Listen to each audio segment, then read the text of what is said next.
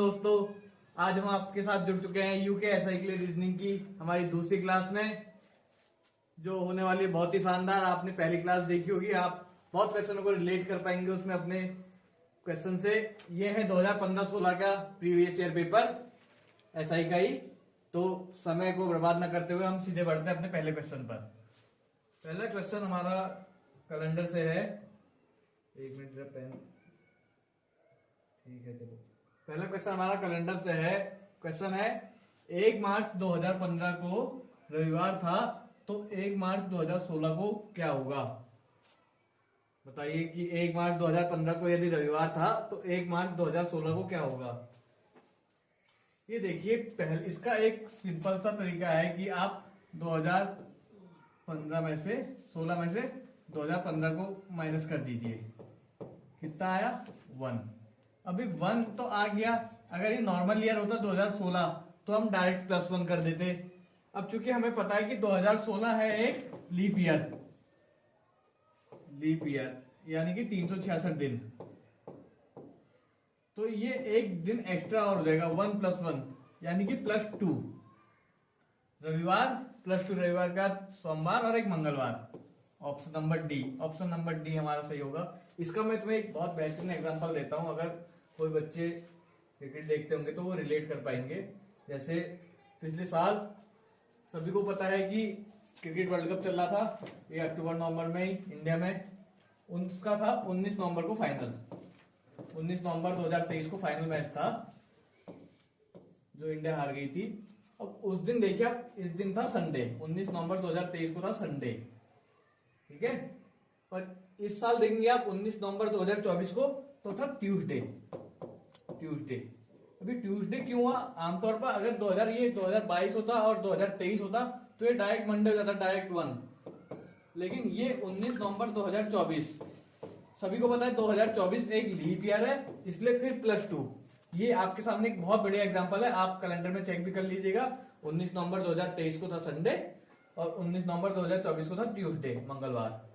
इसलिए आप इससे भी रिलेट कीजिए क्वेश्चन को। बाकी आपको ये पता है जहां लीप ईयर होगा तो वहां एक एक्स्ट्रा और प्लस हो जाता है। ठीक है बच्चों, हम आगे बढ़ते हैं अपने दूसरे क्वेश्चन पर। दूसरा क्वेश्चन हमारा, एक मिनट, ये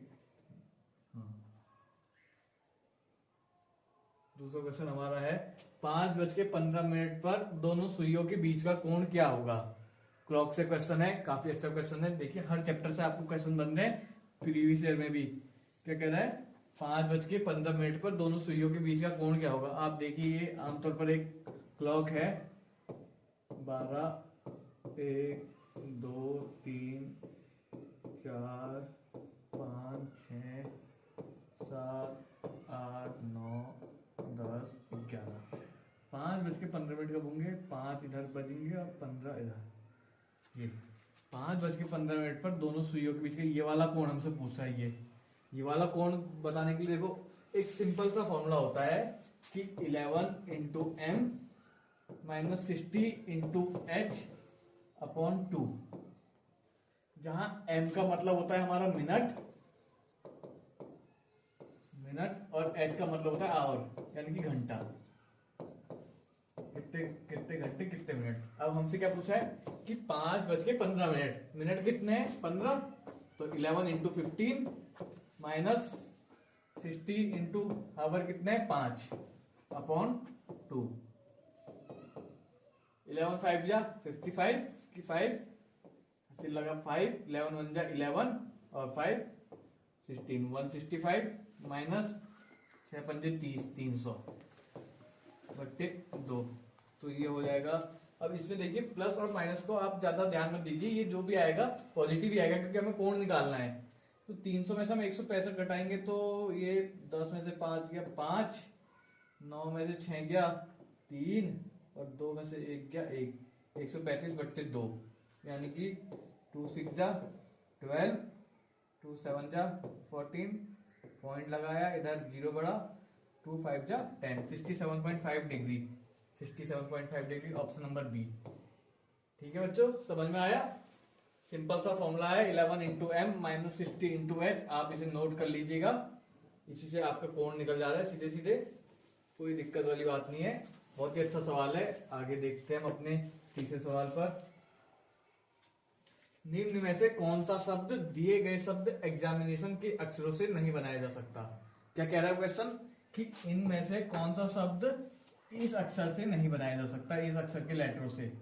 क्या है हमारे पास अक्षर? Examination, EXAMINATION, examination. क्या नहीं बनाया जा सकता? देखो बच्चों, क्या नेशन बनाया जा सकता है? नेशन, जी हाँ, NATION, नेशन तो इसमें खुद ही बन रहा है एग्जामिनेशन में, तो ये तो नहीं होगा, नहीं बनाया जा सकता पूछ रहा है। नहीं, क्वेश्चन अच्छे से पढ़ना है। जो क्वेश्चन की लैंग्वेज समझ गया वो आधा क्वेश्चन वैसे ही कर गया। क्या टोन बनाया जा सकता है? अब देखो TONE, हाँ टोन भी बनाया जा सकता है, ठीक हो गया, ये भी नहीं होगा। क्या माइन बनाया जा सकता है? माइन, MIN, हाँ माइन भी बनाया जा सकता है। तो एक ही ऑप्शन बचा हमारे पास, टर्न नहीं बनाया जा सकता। आर तो वैसे भी नहीं आता एग्जामिनेशन में, तो आप वैसे ही पहले ऑप्शन से देख लीजिएगा, लेकिन टर्न नहीं बनाया जा सकता। ऑप्शन नंबर डी इसका एकदम सही है। आगे बढ़ते हैं हम अपना अगले क्वेश्चन पे।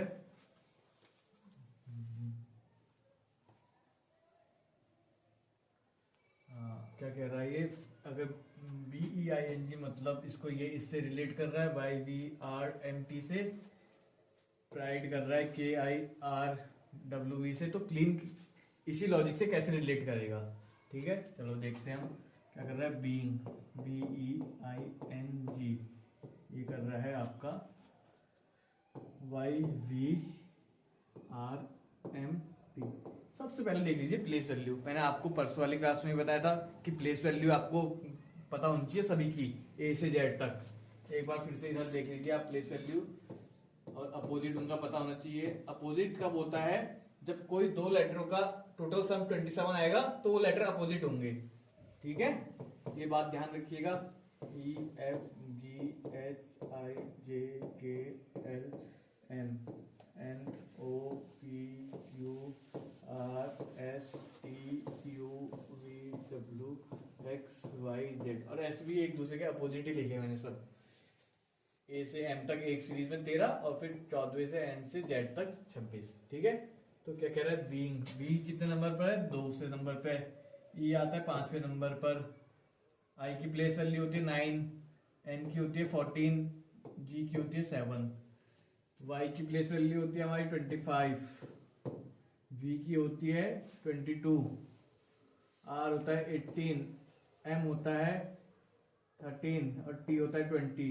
देखिए क्या हो रहा है, 2 और ये 25, 25 तो 27 अपोजिट हो रहे हैं ना। मैंने अभी आपको बताया था कि जिन दो लेटरों का योग आपसी सम 27 आ जाएगा, 2 + 25, तो ये अपोजिट लेटर हैं। अपोजिट, विपरीत शब्द। एनालॉजी में याद होना चाहिए आपको कि क्या अपोजिट है, क्या किसकी प्लेस वैल्यू है। आगे देखते हैं।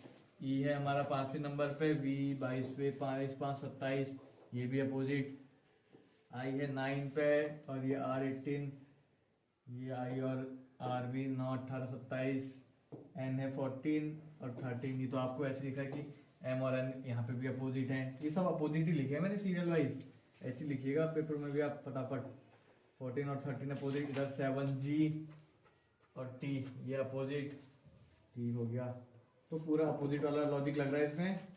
एक बार दूसरा वाला भी देखते हैं हम। प्राइड का जो KIRW से कह रहा है, प्राइड कह रहा है आपका, किससे कह रहा है? KIRWV, KIRWV। प्राइड P कितने पे होता है? 16वें पर। R होता है आपका 18 पर, I होता है 9 पर, D होता है 4 पर, E होता है 5 पर। तो इधर K दे रखा है, K होता है 11 पर, I की प्लेस वैल्यू 9, R की 18, KIRW होता है आपका 23 पर, और EV होता है 22 पर। ठीक है, तो ये भी सब अपोजिट लग रहे हैं। देखो P और K, P और K ये देखो अपोजिट है, दिखा है? P और K अपोजिट है। R और I, ये भी अपोजिट है। 9 18 27 होता है। इधर I और R ये भी अपोजिट है, 18 9 27। D और W, जी हाँ D और W 23 4 27। E और V, जी हाँ E और V 22 और 527, तो पूरा पूरा अपोजिट का लॉजिक लग रहा है सीधे सीधे। अब क्लीन का अपोजिट क्या होगा, CLEAN। यहां मत देखिए, आपको इनकी प्लेस वैल्यू याद होगी तो आप डायरेक्ट कर लेंगे। C होता है 3, L होता है 12, E होता है 5, A होता है 1, N होता है 14। 3 में कितना जोड़े कि 27 हो जाए अपोजिट बनाने के लिए? 3 में कितना जोड़ेंगे? 24 जोड़ेंगे। 24 पर कौन सा लेटर होता है आपका, बताइए? X होता है। देखिए X होता है तो एक ऑप्शन तो ऐसे एलिमिनेट हो गया कि ये तो नहीं होगा। L होता है 12, 12 में कितना जोड़े 27 हो जाए? 12 और 15 27, 15, 15 नंबर पे होता है O, XO। XO वाला कौन सा ऑप्शन है? 2 ऑप्शन है, ये भी नहीं होगा। E में कितना जोड़े कि 27 हो जाए? 5 में 22, 22 पर कौन सा लेटर होता है? V, XOV। Option number B ये सही है हमारा, ये भी नहीं होगा। XOVZN पूरा करने की जरूरत ही नहीं है, जहां आप ऑप्शन से रिलेट करने लग जाए वहां पे क्वेश्चन खत्म करके आगे बढ़िए। ठीक है बच्चों, आया समझ में? सबके अपोजिट याद कर लीजिए। अपोजिट याद नहीं भी करेंगे तो सबकी प्लेस वैल्यू याद कर लीजिए, आपको अपोजिट वैसे ही पता चल जाएगा। जैसे C होता है 3 तो 24 और जोड़ने पर अपोजिट होगा। अब 24 उसका क्या होता है? X होता है। अगला क्वेश्चन क्या है हमारा, कौन सी संख्या नीचे दिए गए संबंध को सर्वोत्तम ढंग से पूर्ण करेगी? अच्छा ठीक है, बास्केटबॉल का रिलेट 5 से, तो फुटबॉल में कितने? अभी कुछ आपको समझ आया कि बास्केटबॉल 5 ये होती है इनकी प्लेयर, गेम्स में प्लेयर की संख्या, नंबर ऑफ प्लेयर्स। क्या कहते हैं इसे? Number of players, number of players. ध्यान रखिएगा बास्केटबॉल में 5 खिलाड़ी होते हैं। ऐसे फुटबॉल में कितने होंगे फिर? फुटबॉल में होते हैं 11 खिलाड़ी। फुटबॉल में होते हैं 11 players. Football, cricket, kabaddi, sorry kabaddi नहीं, हॉकी, इन सब में 11 प्लेयर्स होते हैं। कबड्डी में होते हैं आपके 7 प्लेयर। ठीक है बच्चों, ये प्लेयर्स और रिलेट कर रखा है प्लेयर से, इसलिए सभी गेम के प्लेयर सब याद कर लीजिए। आगे बढ़ते हैं अगले क्वेश्चन की तरफ। जी हाँ, सीरीज का क्वेश्चन है, निम्नलिखित विकल्पों में से कौन सा प्रश्नवाचक चिन्ह को प्रतिस्थापित करेगा? ये सीरीज है, इस सीरीज में कौन सा आगे आएगा जो इसको रिप्लेस करेगा? इनमें से कौन से नंबर में से रिप्लेस करेगा? क्या है सीरीज? 3, 7, 13, 21, 31। देखिए कैसे बन रही है सीरीज, पहले इनका गैप देख लीजिए आप। क्या गैप बन रहा है यहाँ पे? 3, 4, 7, 4 का गैप है, 7 और 6 13, 7 6 का गैप है, 13 7 20 और 21, 7 और 1 8, 8 का गैप है, 21 और 10 31। कुछ आया समझ में कि एक सीरीज चल रही है 4 6 8 10। अगला क्या होगा? जहां 12 का गैप होगा वहां 12 का। अब 12 का गैप करने के लिए 31 प्लस 12 ऐसे करते हैं ना। 7 और 6 13, 3 और 4 7, 7 6 13, 13 8 21, 21 और 10 31, 31 और 12 43। अगला जो नंबर आएगा क्वेश्चन मार्क की जगह वो आएगा 43। Option number D, option number D एकदम सही होगा इसका। ठीक है बच्चों,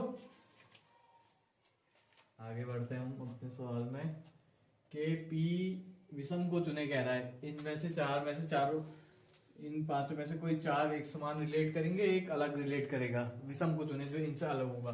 क्या है? के और पी, के और पी, एम और एन, ई और वी, एफ और टी, एच और एस। के और पी, के की प्लेस वैल्यू कितनी होती है? 11 के की होती है, 16 पी की होती है। तो ये तो अपोजिट हो रहा है। के और पी पिछले क्वेश्चन में देखा तो 11 और 16 27, यानी कि अपोजिट लेटर का कॉम्बिनेशन बन रहा है। क्या आगे भी ऐसे कुछ बनेगा? एम और एन तो आपको पता था यहाँ एम होता है तो यहाँ एन होता है। एम और एन 13 और 14, ये भी 27 हो रहा है। जी हाँ, अपोजिट। ई और बी 5 और 22, ये भी अपोजिट 27। एफ और टी 6 और 20, ये हो रहा है 26, ये नहीं बन रहा अपोजिट। एक बार एच और एस को भी देख लेते हैं। वैसे भी एच और एस तो ऑप्शन में है भी नहीं, लेकिन वैसे देख लीजिए। एच होता है 8, एस होता है 19, 19 और 8 27। एक सभी अपोजिट वाले बन रहे हैं, एफ और टी नहीं बन रहा, तो एफ और टी इसमें विषम है। Option number B. ये देखिए, अगर आपको प्लेस वैल्यू याद होती तो सेकंडों में क्वेश्चन हो जाता, इसलिए प्लेस वैल्यू याद कीजिए। सभी क्वेश्चनों की। आगे बढ़ते हैं अगले क्वेश्चन पर हम। ये भी कह रहा है विषम का चयन कीजिए। विषम का चयन कीजिए किसमें से? चांदी का गुलाम राजा। अच्छा, सभी समझ गए होंगे कि इक्का गुलाम राजा, ये तो एक ताश के पत्ते हैं। क्या है? ताश के पत्ते। जिन्होंने लॉकडाउन में खेला होगा ताश उनको याद होगा इक्का गुलाम राजा बेगम दुग्गी बादशाह। तो चांदी अलग है इनसे, चांदी है एक एलिमेंट धातु है, चांदी एक एलिमेंट धातु, चांदी एक धातु। चांदी इनमें से विषम है, ये 3 ताश के पत्ते हैं। ठीक है बच्चों, अच्छे क्वेश्चन है काफी। आगे बढ़ते हैं। एक निश्चित कोड भाषा में यदि आर्किटेक्ट को ये लिखा है, आर्किटेक्ट को लिखा है ये के रूप में कोडित किया जाता है, तो उसी भाषा में मैनेजर को कैसे कोड किया जाएगा? अच्छा, मैनेजर का कोड बताना है आर्किटेक्ट का कोड समझ के।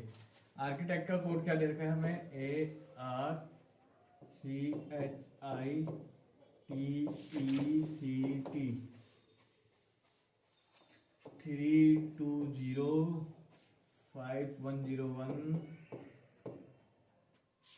फिर 122 7522। अब देखिए कुछ समझ में आया आपको? एक बार इनकी प्लेस वैल्यू देख लीजिए आप। ए होता है 1, आर होता है 18, सी होता है 3, एच होता है 8, आई होता है 9, टी होता है 20, ई होता है 5, सी होता है 3, सी होता है 20। ये क्या है? 1 + 2 हो रहा है। 1 + 1 3 + 2 18 और 20 + 2, सी 3 और 5 में भी +2, यहाँ 8 और ये 10 में भी +2, आई 11 9 11 में +2, टी 22 ये भी +2, 5 से 7 +2, सी से 5 ये भी +2, 20 से 22 +2, सब में +2 का लॉजिक लग रहा है। तो ऐसी मैनेजर की बात का देखना है हमें। क्या है? Manager MANAGER। मैनेजर M होता है 13, A होता है 1, N होता है 14, A होता है 1, G होता है 7, E होता है 5, R होता है 18। यानी कि इसका आंसर जो बनेगा 13 में से 13 और 2 15, 1 और 2 3, फिर N 14 2 16, 15 3 16, 15 3 16। एक ही ऑप्शन है 15 3 16 वाला, ऑप्शन नंबर ए। हाँ जी, अगला क्वेश्चन है हमारा कि एल और ए सहपाठी होने के साथ साथ अच्छे दोस्त भी हैं। 30 छात्रों की एक कक्षा में एल के 10 अद्वितीय मित्र और 5 ऐसे मित्र हैं जो ए के भी मित्र हैं। क्या कह रहा है ये? कि 30 छात्र हैं, यानी कि टोटल है 30 स्टूडेंट, टोटल स्टूडेंट है आपके 30। इसे हम एक वेन डायग्राम से सॉल्व करने की कोशिश करते हैं कि ये हो गया एल के 10 अद्वितीय मित्र हैं। ये अद्वितीय मीन्स होता है कि जो केवल एल के ही दोस्त हैं। एल के 10 अद्वितीय मित्र हैं और 5 ऐसे मित्र हैं जो ए के भी मित्र हैं। ये हो गया, इधर हो गया ए। 5 ऐसे मित्र हैं, 5 ये वाले मित्र हैं जो ये ओवरलैप कर रहा है, 5 ये वाले 5 ऐसे मित्र हैं जो ए के भी मित्र हैं। कक्षा में ए के कुल 17 मित्र हैं। ए के कुल 17 हैं, 5 तो दोनों के कॉमन है, कॉमन म्यूचुअल फ्रेंड जिन्हें आप कहते हैं, कॉमन है। तो अकेले कितने हो जाएंगे? ए के 12। ए के कुल 17 हो गए, 12 और 5 17। कितने विद्यार्थी ना तो ए और ना तो एल और ना ही ए के मित्र हैं। अच्छा, तो एल और ए के टोटल दोस्त कितने हो गए? ये 10 5 15, 15 और 12 27। अब इनके दोस्त नहीं पूछा है हमसे, कितने हो गए? 30 में से 27 तो इनके दोस्त हैं, कितने नहीं होंगे? 3 नहीं होंगे। Option number B, option number B इसका एकदम सही है कि 27 तो दोनों के कॉमन फ्रेंड हैं 30 में से, तो 3 उनके दोस्त नहीं होंगे। हाँ जी, अगला क्वेश्चन है हमारा स्लॉगिज्म का। कोई पी क्यू नहीं है। क्या कह रहा है ये? कोई पी क्यू नहीं है। अच्छा, कोई पी क्यू नहीं है, थोड़ा कोई पी क्यू नहीं है, इनमें कोई संबंध नहीं है, सभी क्यू आर है। अच्छा, सभी क्यू क्या है? आर है। ठीक है, अब निष्कर्ष में क्या है? कुछ आर क्यू है। एक इसका डायग्राम ऐसे भी बन सकता है कि कोई पी क्यू नहीं है और सभी क्यू आर है। ऐसे ये दो डायग्राम बन सकते हैं, हम दोनों तरह से रिलेट करके देखेंगे कि कुछ आर क्यू है, ये बाहर से अंदर को है, यहाँ भी आर क्यू, यहाँ से भी बाहर को अंदर को है, बाहर से अंदर को क्यू, कुछ होता है, हाँ जी बिल्कुल होता है, कुछ आर क्यू है, दोनों में हमें रिलेट करने को मिल रहा है कि कुछ आर क्यू है। क्या कुछ क्यू पी है? क्वेश्चन में तो हमसे पहले ही कह रखा है कोई पी क्यू नहीं है, तो क्यू और पी कैसे हो जाएंगे, ये तो पहले ही गलत हो जाएगा। कुछ पी आर है, कुछ पी आर है, यहां तो हमें दिख रहा है कि ये कुछ पी आर है, लेकिन यहां नहीं है कुछ पी आर, तो ये भी नहीं होगा, एक हो रहा है एक नहीं हो रहा, तो नहीं होगा। क्या कह रहा है, केवल निष्कर्ष 3 कथनों के अनुसरण कर अनुसार है, नहीं, केवल निष्कर्ष एक कथन के अनुसार है, हाँ जी केवल निष्कर्ष एक कथन के अनुसार है, जो सिर्फ है कुछ आर क्यू है। काफी अच्छा चैप्टर है, स्लॉगिंग बहुत क्वेश्चन आते हैं, ध्यान से पढ़िएगा, समझ में आया होगा सभी को। अगला क्वेश्चन है, शब्द डेकोरेटिंग में यदि प्रत्येक स्वर को अंग्रेजी वर्णमाला क्रम के अनुसार उसके ठीक बाद वाले अक्षर से बदल दिया जाता है और प्रत्येक व्यंजन को भी अंग्रेजी वर्णमाला क्रम के अनुसार उसके ठीक बाद वाले अक्षर से बदल दिया जाता है। अच्छा, दोनों को बाद से ही रिप्लेस कर रहा है, तो इस प्रकार बने अक्षर समूह में एक परीक्षा में कितने स्वर होंगे?